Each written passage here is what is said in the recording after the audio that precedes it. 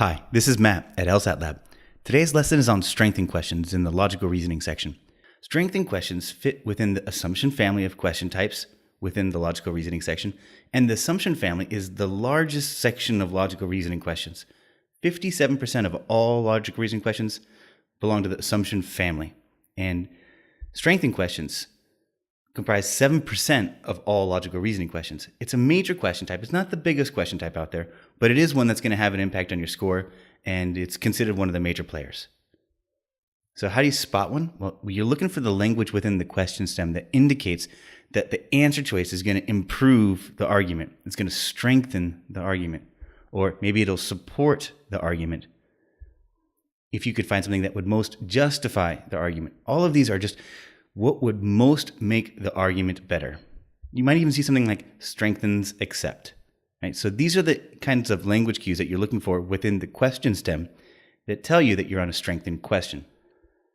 72% of all strengthened questions involve comparative reasoning structures. So it's a really important reasoning structure for you to be able to understand how the strengthened questions typically work. Let's take a look at an example. But before we do, I want to remind you of the process that you want to take when you're working through strengthened questions or any question within the assumption family. First thing you want to do is find the conclusion, then identify the evidence that's used to support that conclusion, and then evaluate the reasoning. And this is the hardest part of logical reasoning, is when you have to judge the argument and figure out whether it's good or bad and on what grounds.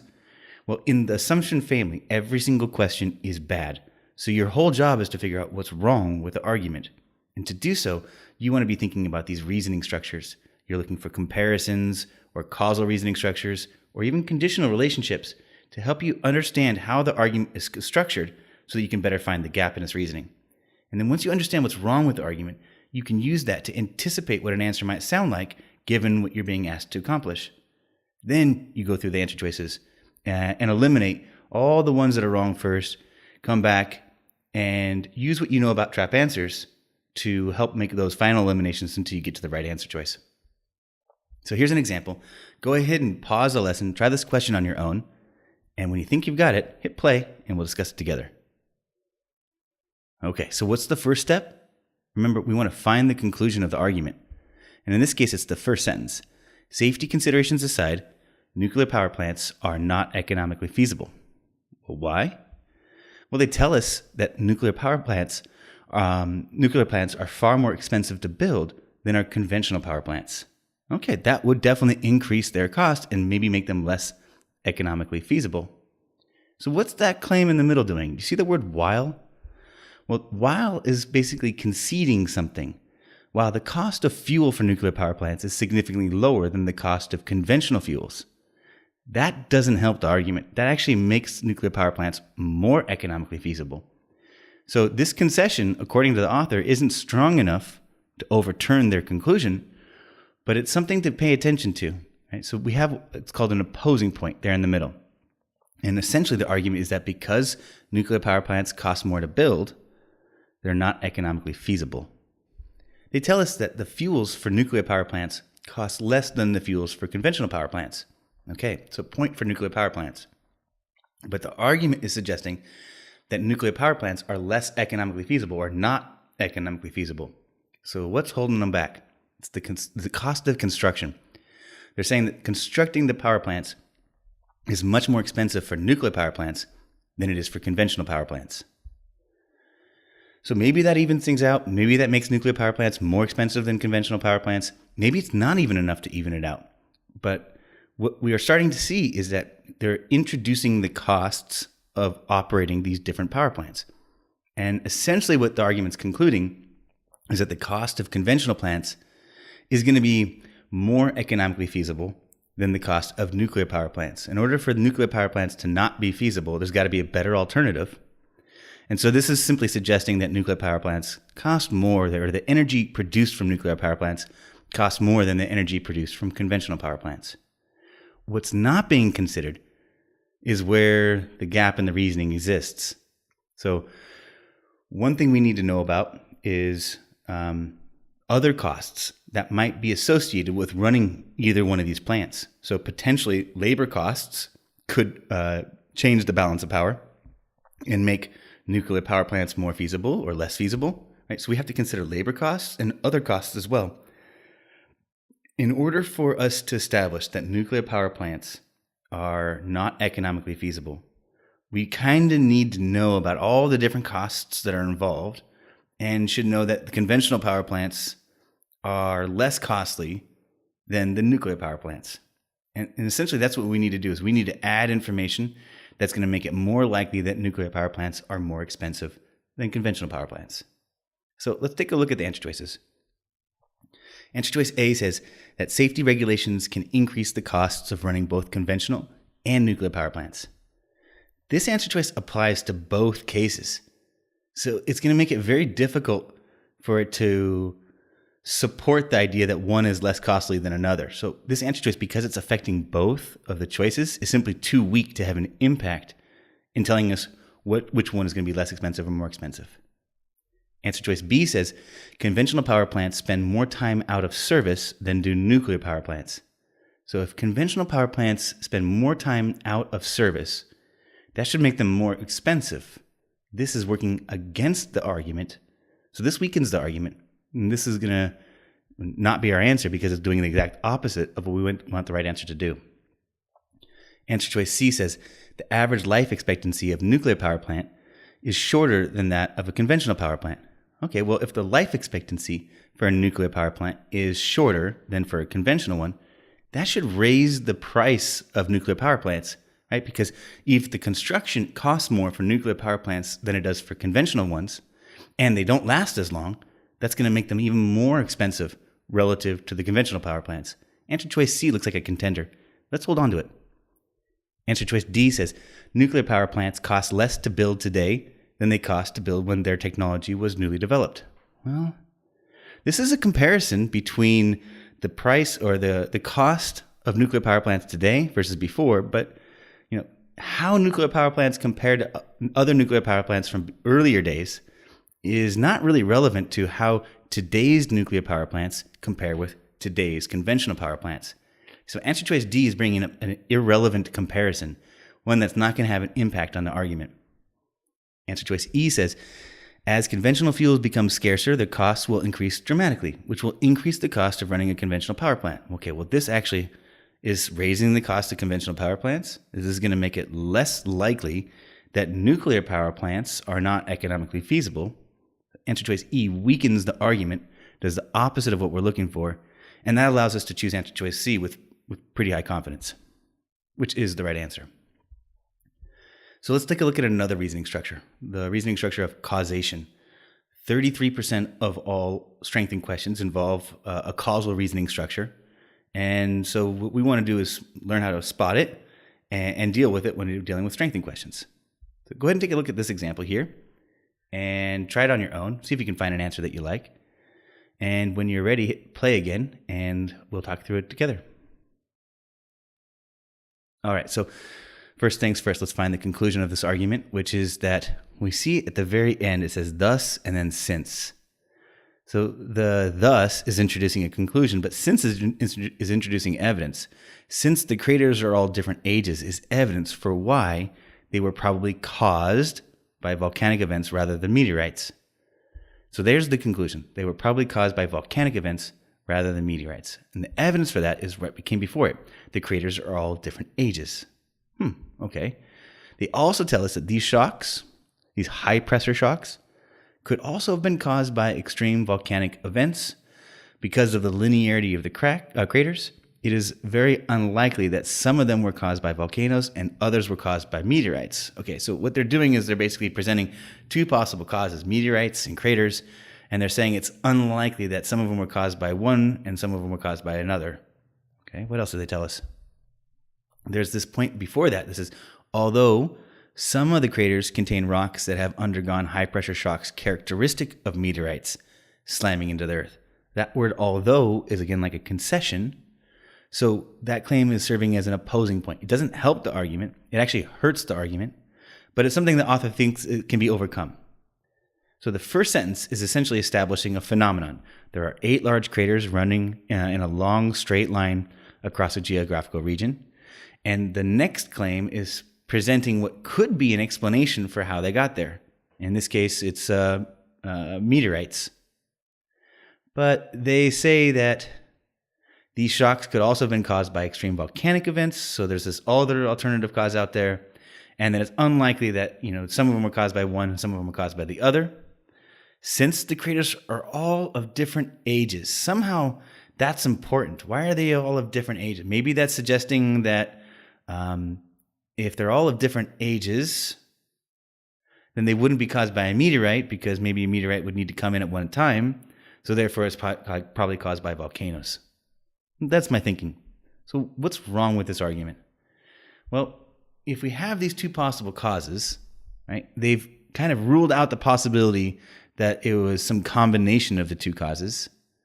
Have they really established that it wasn't meteorites? That's what we would need to do. If we can make it so that it was not meteorites that caused these craters, it would make it more likely that it was volcanoes that caused these craters. So essentially what we're looking for in an answer choice is something that would suggest that it's not meteorites. We do have the fact that the craters are all of different ages. That's not quite the same thing as suggesting that they weren't caused by meteorites. So maybe we can build that bridge with an answer choice. Let's take a look.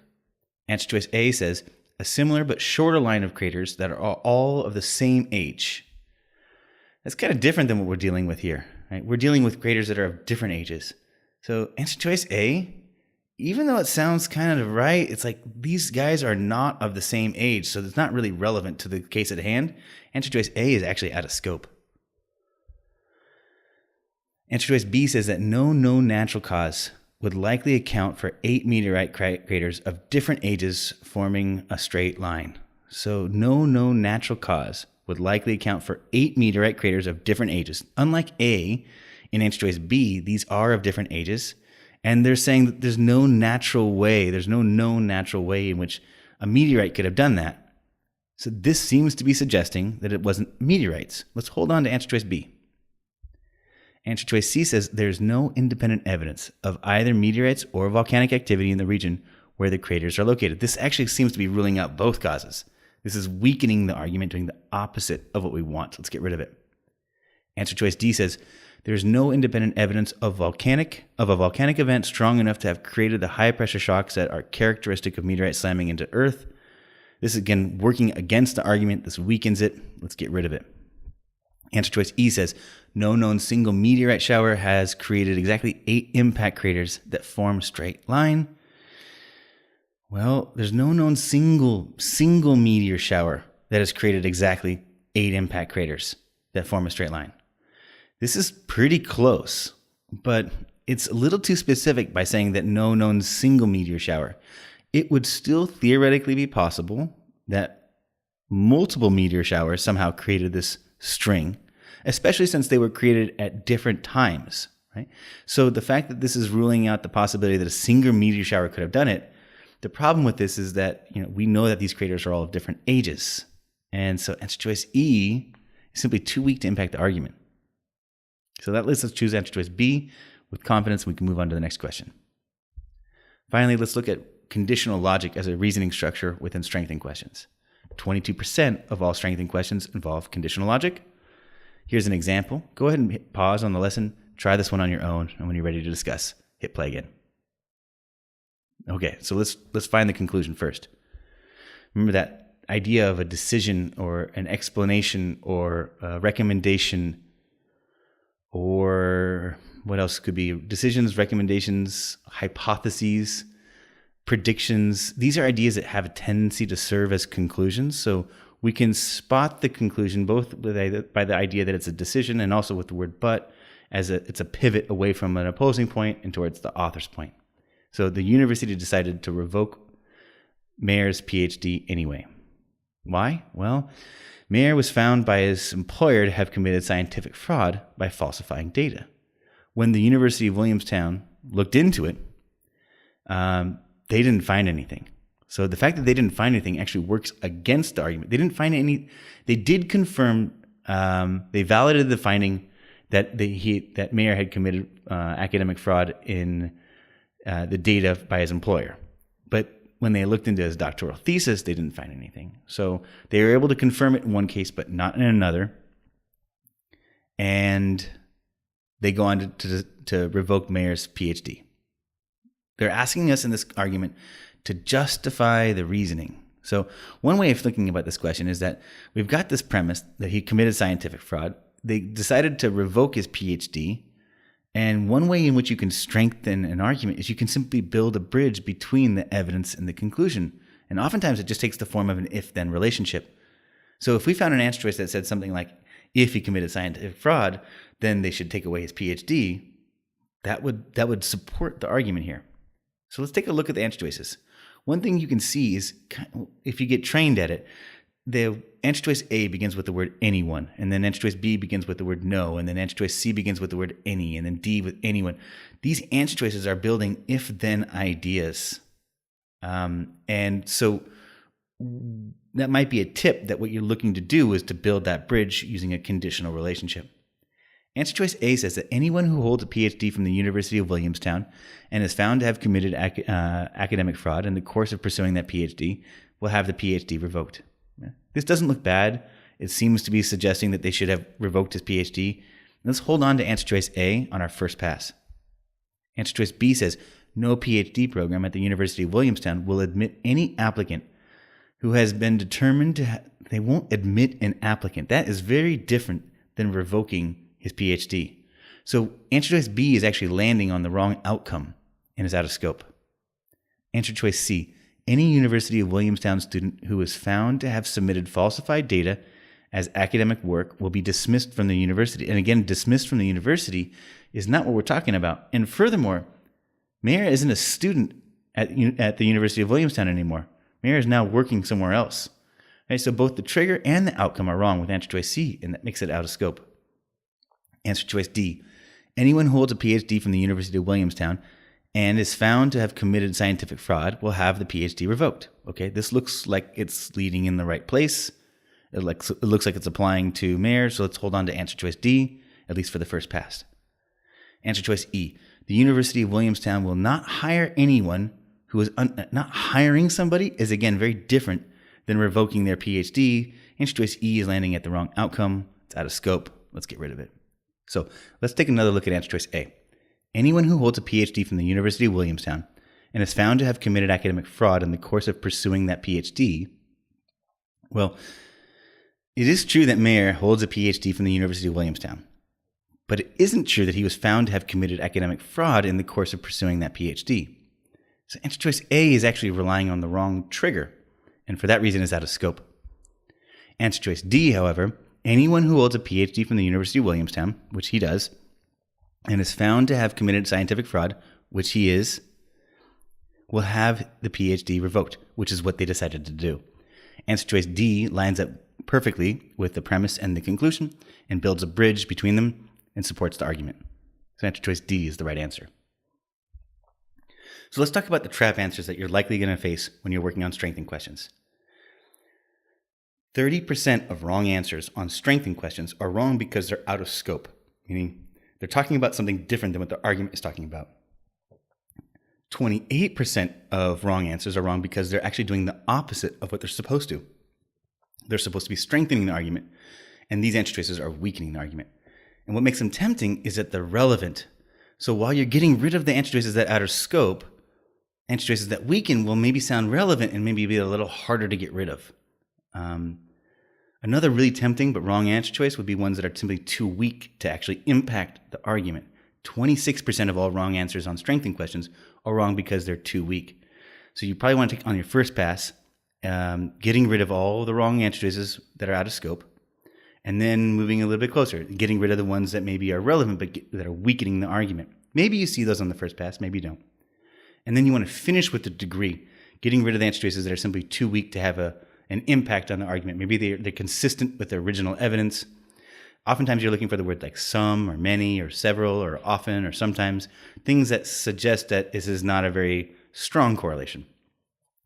There are some other wrong answers, like ones that are irrelevant comparisons or irrelevant relationships, or maybe even answer choices that support the evidence but don't support the conclusion. Remember, we concede all the evidence when we're evaluating an argument.